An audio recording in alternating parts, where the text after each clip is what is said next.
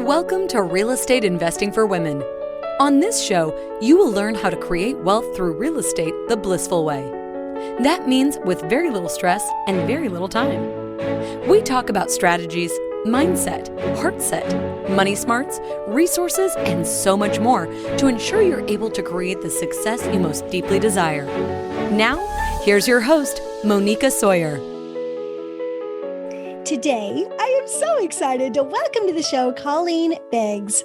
She strives to reach all women through influence to engage the understanding that in order to be, have, and do anything in life that you desire, you must first show up. Colleen survived an early childhood of chaos, loss, and abuse. It was through these trials that she gained the clarity to understand the magnitude of loving others unconditionally and realizing the power of community. She is an inspiration to others by helping them realize their worth, gain clarity, and show up. She believes that life is about thriving and not simply surviving. She has extensive success and experience in corporate America for over 30 years, coaching over 300 CEOs, franchising, voluntary, national, and local community service, and numerous project launches.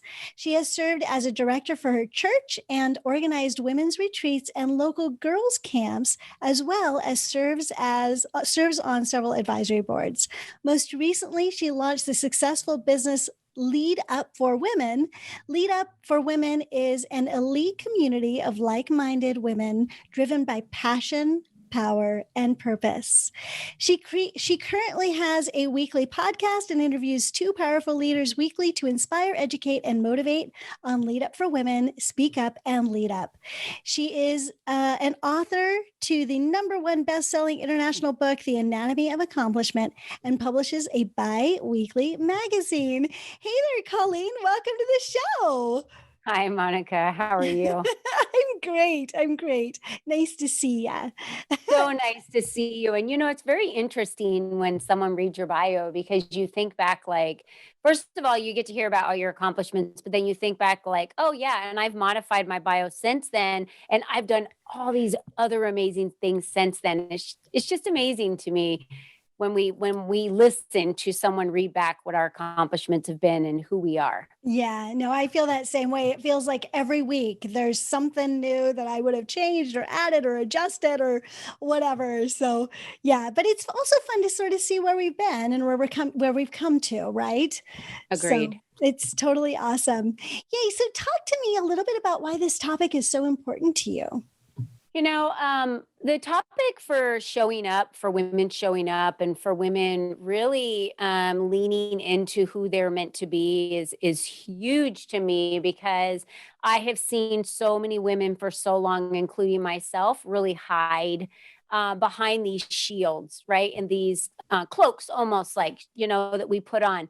The problem is they're heavy. Picture yourself in this shield or a cloak, and we lock ourselves in what we would call a cage of really our disbeliefs of who we think we are based on the labels that we've allowed others to place on us. Mm-hmm. And what we haven't realized is the handle's been on the inside the entire time. It just takes our power to turn the handle to walk out. And so for me, I struggled in corporate America because I was a very dominant personality. I'm a very atypical personality, but I love other people and I want to help other people, and even to my own detriment sometimes. And I just couldn't deal with some of the females as I was climbing the corporate ladder that didn't feel that way. And it was all about competition and judgment. And I just realized that if women are going to get ahead and we want to power through and create these paths and trailblaze for women that are coming behind us, and we want to be with the women of history that make change, we must band together and help each other show up. We have to. Yeah. And so what would you say all about this showing up thing that you would want to share with women that could really make all the difference for them? There's only one you. Mm-hmm. There will only ever be one you. So how you pioneer your future is really up to you. And no one's coming to give you permission to be who it is that you want to be. And we all know who that is inside. We all know. We all know who we are meant to be. We all know who we love to be. I say, hang out with your most favorite girlfriend that makes you just feel like the best you've ever felt, right? The one that you can always just be yourself around, and figure out what is it about that moment that makes you feel so free. And then why are you holding back in the other areas of your life and not bringing her forward?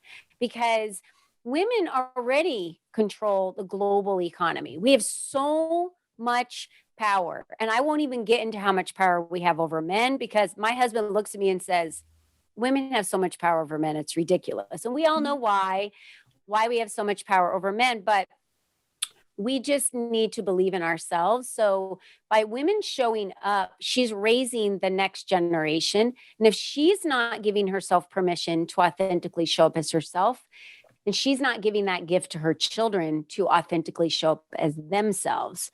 So that's going to be a domino effect if we're not working on the women today to helping them show up and shine their lights bright. Yeah. I love that. And, you said something a little bit earlier that was like, we've got this door in our way, but the handle's on the inside. And I love this imagery of, I can walk through and I can bring my children through and I can bring my other women friends through. Like, we each have the power to open the door for ourselves and also aid those around us that we care about to open the door for and lead them through, because there are no closed doors, right? There's figuratively and for the most part, literally, right? There just aren't closed doors. And so we do have a path through that, right? If we are willing to, as you say, show up. So absolutely. And I believe it is our responsibility to be a leader, in our families, in our communities, in our businesses, in our careers. If we're not leading, then who's leading? That's right. And I think, we've talked about this on this show a lot, is that there are a lot of women that don't feel like they're leaders. And you know what? We all have different personalities, and some of us are very definitive leadership types. Some of us are much happier being in the back seat or the passenger seat, right? That's just kind of the personalities that we have. But the truth is that no matter kind of where you show up socially or where you're most comfortable, you are the leader of your life. You determine if you walk through that door. You determine when you wake up in the morning and when you go to bed. You determine all of these things. So if you think you're not a leader, it's really not true, because you do lead yourself. And women, I don't want to be overgeneralizing here, but women do lead in our families and in our communities. That's a place where we shine. It's a place where we naturally are drawn to, and it's a place where we're looked to for leadership. So just that idea of being the leader, leadership can show up in a lot of different ways. But being the leader that you were meant to be is really important. Wouldn't you agree? Agreed. And I met a woman named Tammy in a leadership class I was in my community. And the first thing she said was, I'm not really a leader. And she didn't have a job.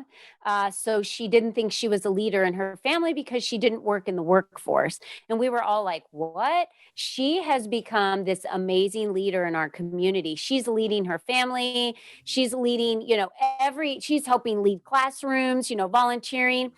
She just didn't understand the definition of what it was to be a leader.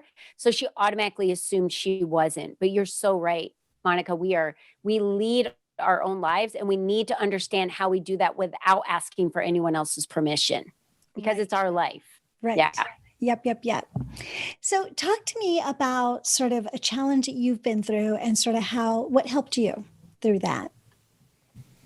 I would say one of the biggest challenges that I went through was really trying to identify where I fit I think we all go through this at one point in our life.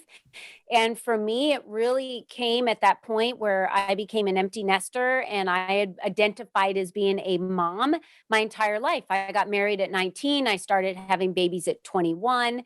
So I was a very young mother. I preferred it that way. To this day, I still prefer it that way because I have 11 grandkids, and I'm going to be 50. So I love having this large family and being a very young grandmother, but I identified as a mom. And for me, I had a career. I loved my career, but I really didn't allow my children to pass through me. I allowed them to be me, like identify with me. And Mhm. so what that caused was I had this identity as the mother. Then when my children grew up and didn't need me as much, that's what caused a little bit of the friction because they were off, getting all of, their friends' advice and all the other advice. Then they grow up and move out. And I was super happy when they were growing up and moving out because that's what I prepared them for. But I do remember sitting on the couch and I looked at my husband and I said, I don't know who I am anymore Mhm. because I'm used to being with my kids and taking them places and identifying with my children. And I didn't know where my place was. And I think we all struggle with this. So we're not sure where to show up. I was showing up for my family every day, but we need to remember that we have to show up for us. And I neglected that Mhm. for a long time, even though I would run marathons or I would do things for me.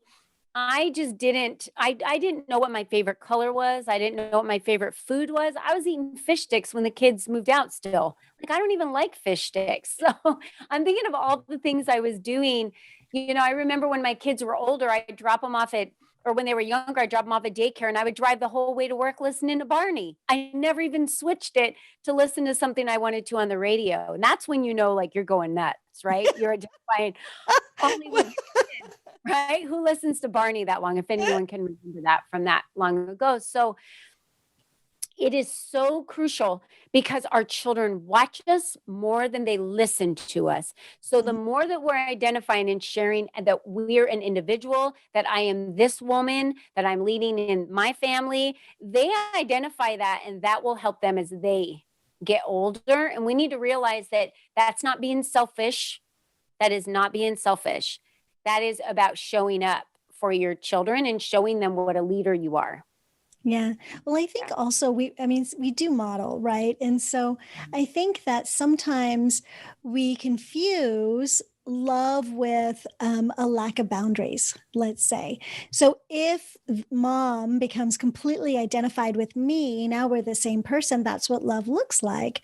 And that's what you kind of take out into the world, right? Is instead of I'm my own person with boundaries, a capacity to love, but that capacity to love is filled up by myself, right? Because I take good care of myself.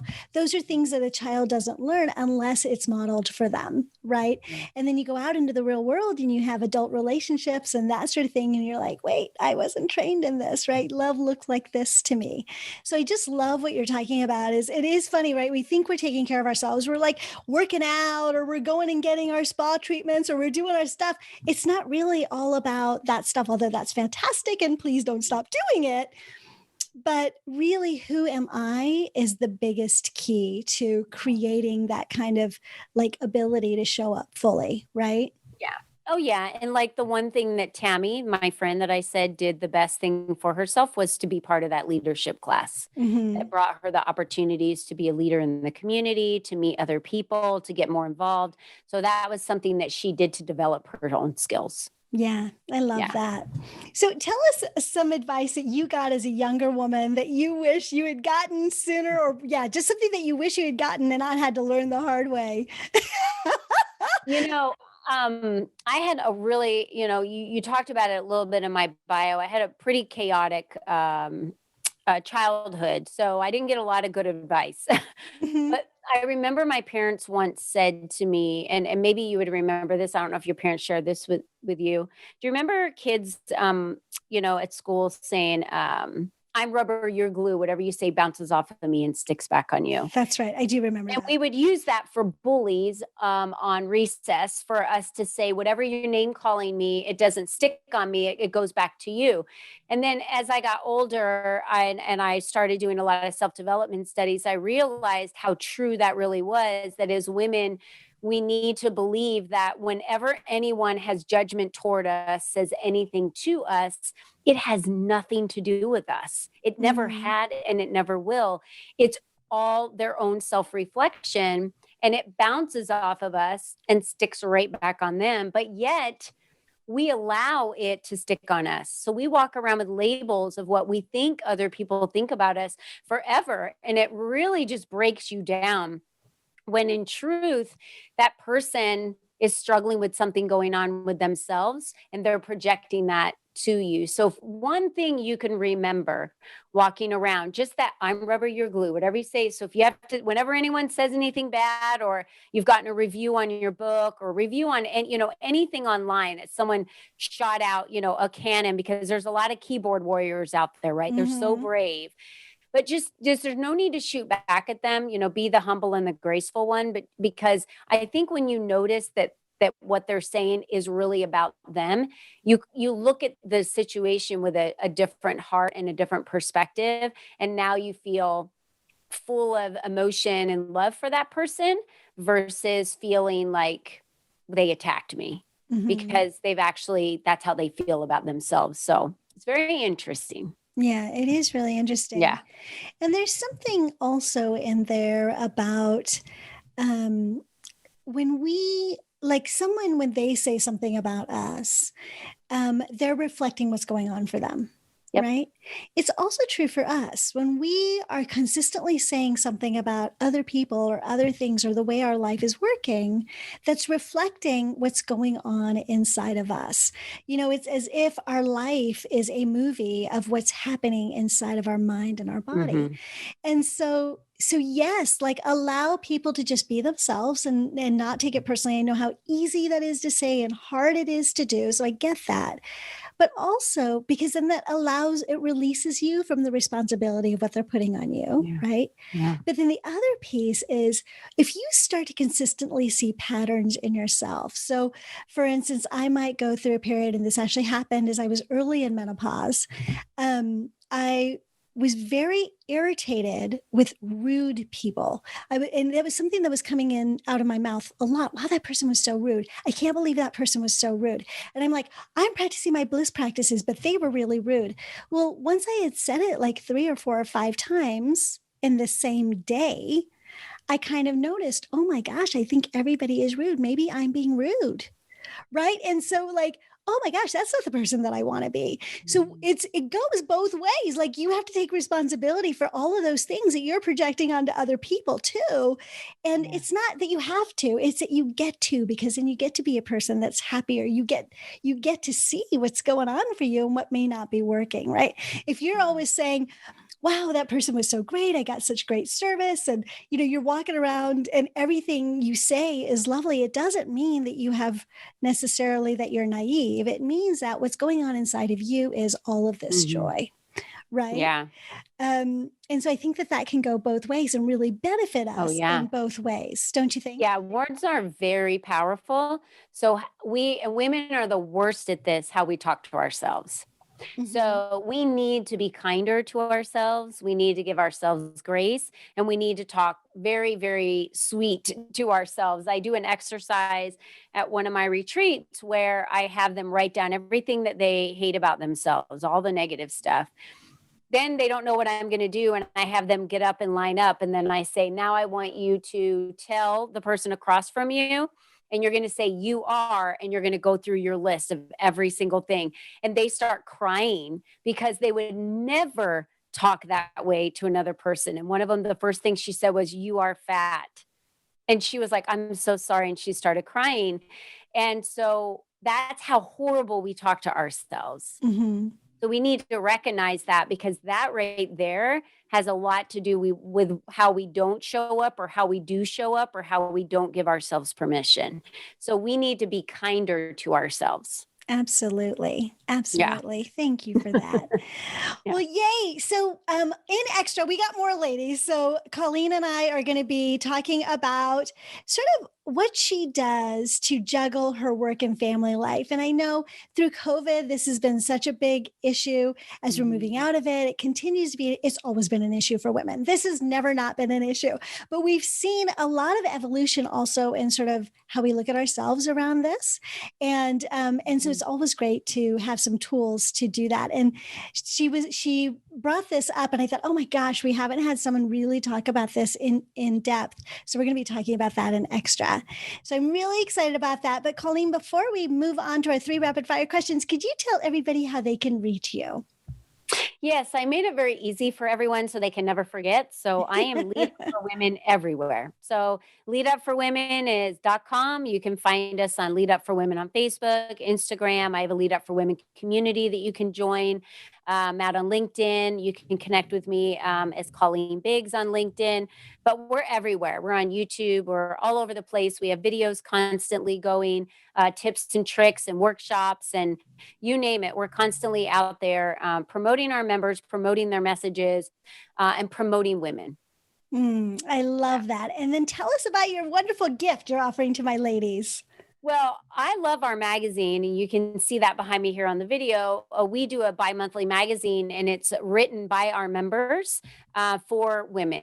And they write about business, leadership, lifestyle, philanthropy. And so our members write the magazine, and all of the articles are from them. And so they're not only giving you practical, tactical tips for you to be able to use and apply, but they're sharing their heartfelt stories and the struggles that they've had through their business or their personal lives and how they've overcome that. It's very cleansing for them to write these articles, they say. I love that. Yeah. And the URL for that is leadupforwomen.com/claim free magazine. So it's claim free magazine.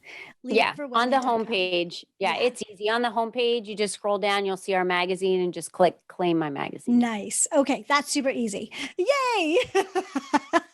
So, Colleen, are you ready for our 3 rapid fire questions? Shoot. Okay. Fire. I think I should say fire. Ready. Yes.